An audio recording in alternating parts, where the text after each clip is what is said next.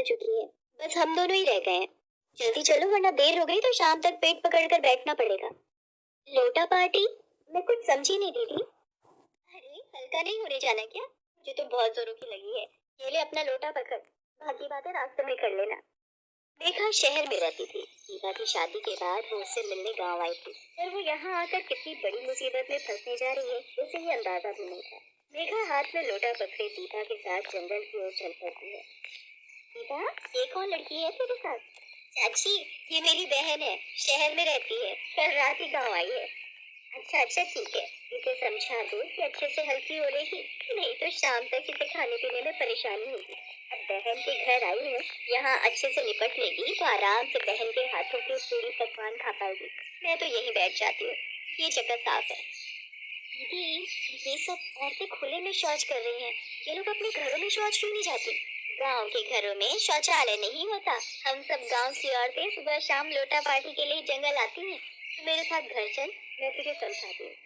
मेघा दीपा के साथ घर आ जाती है। देख दीपा, ये गांव है, यहाँ के लोग इतने पढ़े लिखे और पैसे वाले नहीं हैं जो घरों में शौचालय बना सके, इसलिए हमें भी इनके हिसाब से ही चलना पड़ेगा। दीदी, जीजा जी आपको यहाँ गांव में छोड़कर शहर में रह रहे हैं, वो वहाँ पर नौकरी करते हैं, वो आपकी इस परेशानी को क्यों नहीं समझते?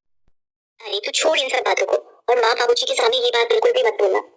मेघा इस बात से बहुत परेशान हो चुकी थी। अब वो गांव में रह रही थी तो मजबूरी में उसे भी लोटा पार्टी के लिए जाना ही पड़ता था। अचानक जीप में गांव के कुछ लड़के वहाँ से निकलते हैं। अरे भैया बड़े सही टाइम पे से अचानक जीप में गांव के कुछ लड़के वहाँ से अरे भैया बड़े सही टाइम पे शहर के लिए निकले।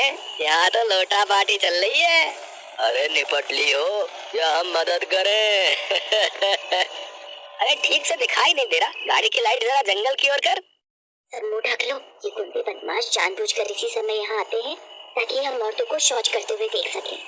और वो शौच करते हुए शर्म से सहम जाती है। मेघा गुस्से में घर आ जाती है और सोचने लगती है, गांव में घरों में शौचालय नहीं है। मुझे लगता है यहाँ के गरीब परिवार इस विषय में कोई पहल नहीं करेंगे, पर आज जो भी हुआ बहुत गलत था। कि औरतों की इज्जत इन मर्दों के सामने कुछ नहीं, मुझे इस बारे में बात करनी ही होगी। अगले दिन मेघा दीपा के सास ससुर के सामने घर में शौचालय बनाने की बात करती है। देखो मेघा, तुम हमारी बहू की बहन हो और हमारी मेहमान हो, तो तुम हमारे मामलों में ना ही बोलो तो ज्यादा अच्छा है। मेहमान की तरह आई हो तो मेहमान की तरह ही रहो। पर आज सुबह जो हुआ वो बहुत गलत था, आपने भी तो देखा था। एक लड़की तो हमारी बहू की बहन है, इसलिए तेरा लिहाज कर रहे हैं। जिस आंगन में तुलसी का वास हो वहाँ पर शौच नहीं किया जाता। आ गई बात समझ में? घर की औरतें शौच के लिए खुले में ही जाएंगी, ये प्रथा नहीं बदलेगी। बहू इसे समझा दो, ये अपनी मर्यादा में रहे, वरना शहर वापस चली जाए। मेघा कमरे में आकर वापस शहर जाने की तैयारी करने लगती है। तभी उसे किसी औरत के रोने की आवाज आती है। मालिक, मालिक मेरी बच्ची बहुत बीमार है, उसके पेट का दर्द बहुत बढ़ गया है, इलाज के लिए शहर ले जाना पड़ेगा। डॉक्टर ने 5,000 रुपए का खर्च बताया है, मेरी मदद करो मालिक, मुझे 5,000 रुपए उधार की जरूरत है।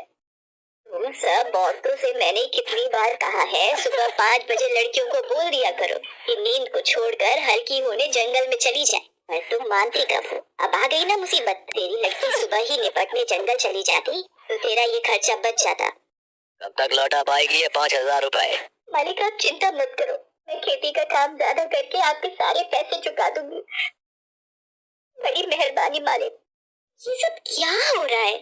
गांव की गरीब मजबूर औरतें बिना शौचालय की कितनी परेशानी झेल रही हैं। उस बेचारी लड़की का सिर्फ इतना सा दोष कि उसे शौचालय करने के लिए शौचालय नहीं मिला।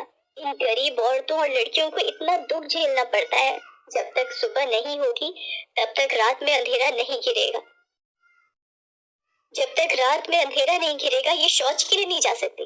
पर मैं इस दकियानुसी सोच को कैसे बदलूं, मुझे ये समझ नहीं आ रहा। जब तक मैं इस गांव में शौचालय नहीं बनवा दूंगी तब तक मैं इस गांव से नहीं जाऊंगी। मेघा गांव से जाने का विचार अभी की रोटी खाने को नसीब नहीं होती है। बड़ी मुश्किल से ये कच्चा कमरा तैयार किया है। अब शौचालय बनवा कर हम पैसा बर्बाद नहीं कर सकते। हमारी बहू बेटियां सुबह निपट आती हैं, जैसे गुजारा चल रहा है चलने दो। बेटी, हम औरतों का जन्म तो परेशानी झेलने के लिए ही हुआ है, और हम गुजारे लायक रोटी कमाने वाले गरीब मजदूर भला शौचालय कहाँ बनवा पाएंगे? यहाँ तो कोई भी शौचालय को लेकर गंभीर सोच नहीं रखता। अब मैं क्या करूँ? जीजा जी ने भी फोन पर साफ मना कर दिया है कि वो गांव में अपने पिताजी के मामले में कुछ नहीं बोलते। तभी दीपा रोती चिल्लाती घर आती है। बाबूजी, माँ जी के पैर पर सांप ने काट लिया। वो जंगल में बेहोश पड़ी है। जंगल में अंधेरा था। माँ जी शायद उस सांप को देख नहीं पाई। क्या कौशल्या को सांप ने काट लिया? पर कैसे? जंगल में अंधेरा था। माँ जी शायद उस सांप को देख नहीं पाई। दीपा की सास को गांव के अस्पताल में ले जाते हैं। डॉक्टर जहर उतरने की दवाइयाँ देता है। कुछ घंटों बाद दीपा की सास को होश आता है। बाबू हमारे गांव में भी शौचालय होगा ताकि हर सुबह अंधेरे में गांव की बहू